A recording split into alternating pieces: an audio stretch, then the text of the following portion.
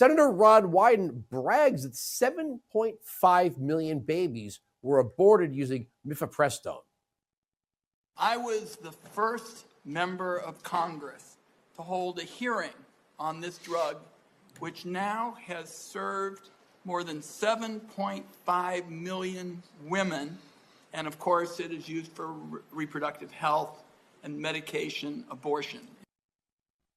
Headline Washington Examiner, time to face the truth about mifepristone. Last week, Costco announced it would not sell abortion-inducing mifepristone in its 500-plus pharmacies following a pressure campaign from conservative groups. Pro-life activists view this as a victory, but if it is, it's not incomplete. It does not do enough to protect the lives and health of women who use the drug. Our government should. Imagine a medication meant for women that cause a serious adverse outcome 11% of the time. Few women would roll the dice under those odds. Surely vigilant protective government would ban such a deadly product. Joining me now to discuss is founder and CEO of Restoration America, Doug Truax. Thanks for the time tonight. Hey, thanks for having me on. Let's address the pressure campaign thing here. Dick's Sporting Goods stopped selling firearms because of a pressure campaign from left-wing groups. So let's not pretend this is exclusive. Well, that's right. We get our message out, and it's irrefutable at this point. You know, the data's in, and you can see that it's not gone well. You're bringing it up just a second ago. There's been lots of times out there where women have looked on the Planned Parenthood website or wherever else, and it says as safe as Tylenol, and it's just not true. It's a lie. And every day there's about 200 women out there that are taking this drug, and the hemorrhage and the sepsis, possible ectopic pregnancy, just terrible outcomes. And if they knew that going in, they wouldn't take it.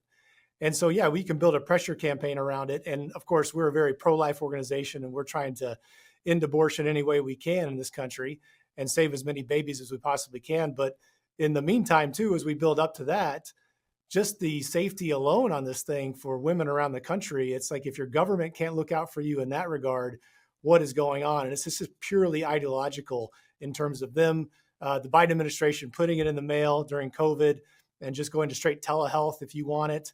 It just goes out across the country, and women are being hurt by it. So, yeah, pressure campaign, companies are doing the right thing. Well, good for them. They should do the right thing now that they know the truth. And that's really where we're coming from, is just putting the truth out there, and hopefully more companies will do the right thing as we go forward. I think the comparison that they try to make between like mail order Viagra, and this is a stupid comparison. Yeah. Viagra is not going to send you to the hospital hemorrhaging. And the problem is Planned Parenthood, there was a big resistance to regulations that would require Planned Parenthood to have admitting privileges to hospitals should this go wrong. You know, for a group of people that think the government should regulate everything and tell us what we can and cannot put into our bodies, they've been very dismissive of any concern. I just send it through the mail like it's any, like it's any other over-the-counter drug. It's not any over-the-counter drug. Like you said, 11%. Well, we reported 11% of the time there are major consequences, and there are women that find themselves bleeding out because of this.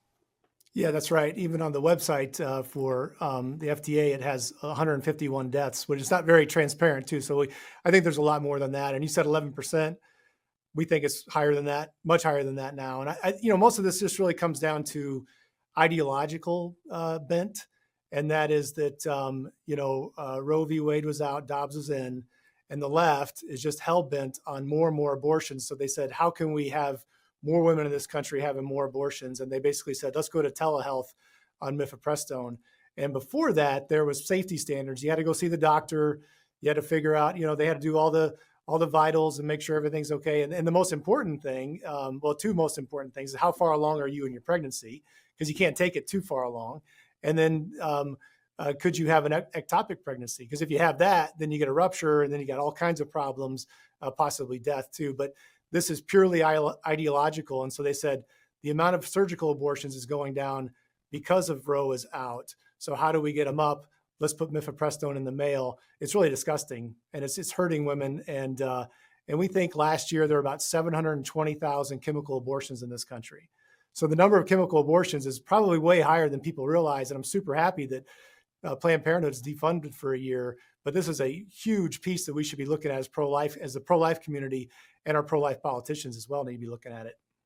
Do you think, slightly off topic, but still the life topic, that, and I can only speak for myself, and it's not scientific, and I'm married to my wife still, and we have 3 beautiful kids, that the technology for, they don't even call it sonogram anymore. You can see a 3D image, and my oldest is going to be 16. I remember going with my wife, and the woman said, "You want to see a 3D?"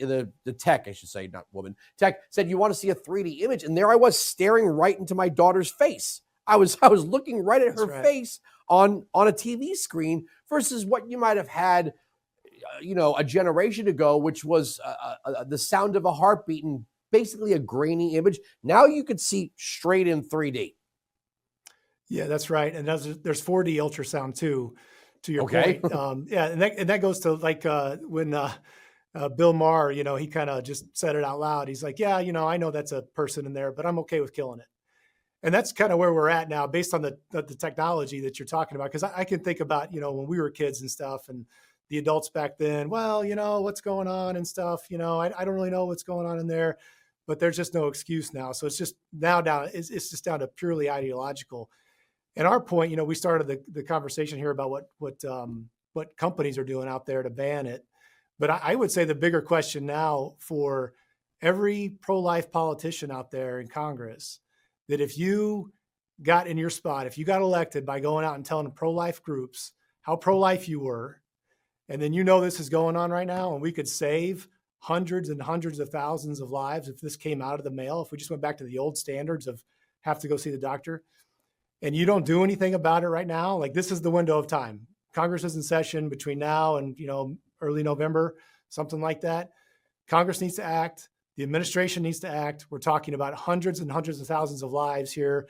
And also politically, there's an out here.